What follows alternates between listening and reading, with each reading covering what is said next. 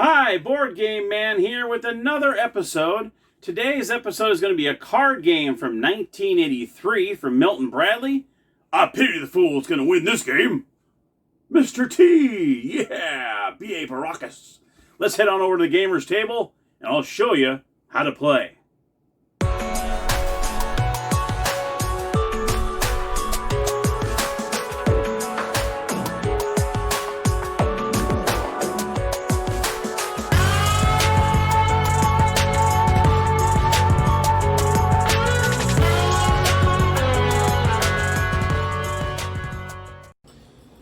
Alright everybody, here we are at the gamer's table, and you can see there's not much to the Mr. T card game.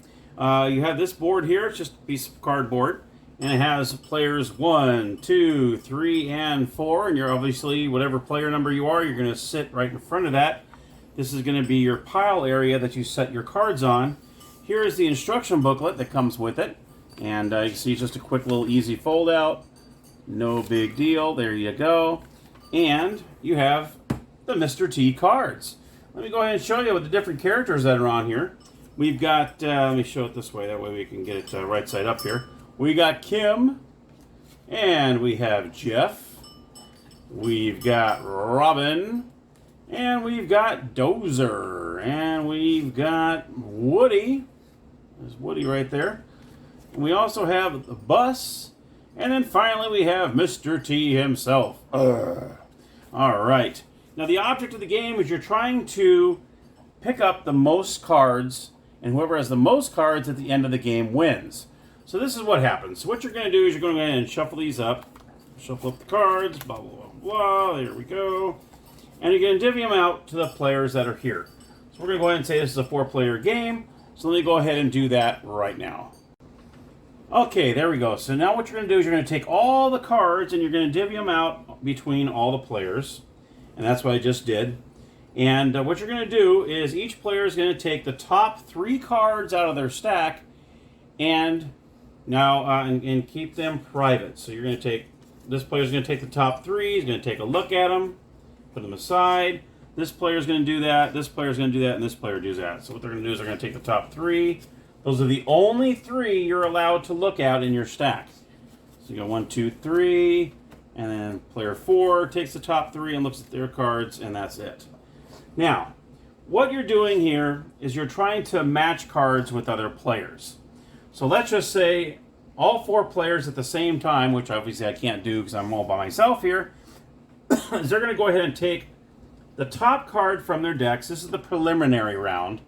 And they're going to put it on the blue card that's right here. So what you're going to say is player 1 puts down Woody, player 2 puts down Bus, player 3 puts down Dozer, and player 4 puts down Kim. Now what happens is all 4 players have different cards. So that means you might have to go on to a second preliminary round because you're trying to match a card with other players. So just like that, we're going to do a second preliminary round all at the same time. So this is going to be Dozer, and this is going to be Bus, this is going to be Jeff, and this is going to be Bus. Now just like that, all of a sudden, we have a showdown. Da, da, da. So players 2 and 4 matched the Bus. Okay. Now you're on to the showdown round. These 2 players are out of the showdown round because they did not match. So players 1 and 3 are out for the showdown. But their cards stay there. So now you have players 2 and 4 are going to go at it. Now, you can decide, player 4 and 2, they can look at their 3 cards and they can decide to play one of these cards if they want. What you're trying to do is you're trying to match one of these cards. Jeff and Dozer. Okay? So if one of these players gets Jeff or Dozer without the other one matching, they're going to snag up all the cards that are on the board. Okay? So what you can do at this point is, let's say player 2 wants to look and see if they have a Dozer or Jeff. He does not. Okay? So he doesn't want to play those 3 cards. Now you got player 4. He has a Jeff. Oh, he wants to play the Jeff. See, he has a Jeff there. So the good idea would probably be to play the Jeff. But you have to make sure you play your cards sparingly because you only get the 3 cards here. And once these 3 cards are gone in the game, they're gone. So you don't get any more. You cannot play any more of these. You'll be playing blindly throughout the whole rest of the game. So let's just say in this case, player 2, since he knows he's not going to have a Jeff or Dozer, he's going to pull the top card, and he pulls a Dozer. Boom, there you go. But guess what? He plays the Jeff. And so they both matched, okay? So then they're going to go on to another double showdown. They're going to go, so they're going to still go for Jeff and Dozer, okay? So he's going to look and see if he has any one of those. He does not. We already know he doesn't. So now it's going to be a blind showdown here. 2 is going to draw Jeff. Oh, just like that. And he draws a Woody. So just like that, player 2 picks up all the cards. He won the showdown. So he gets all these cards. And, of course, these are separate.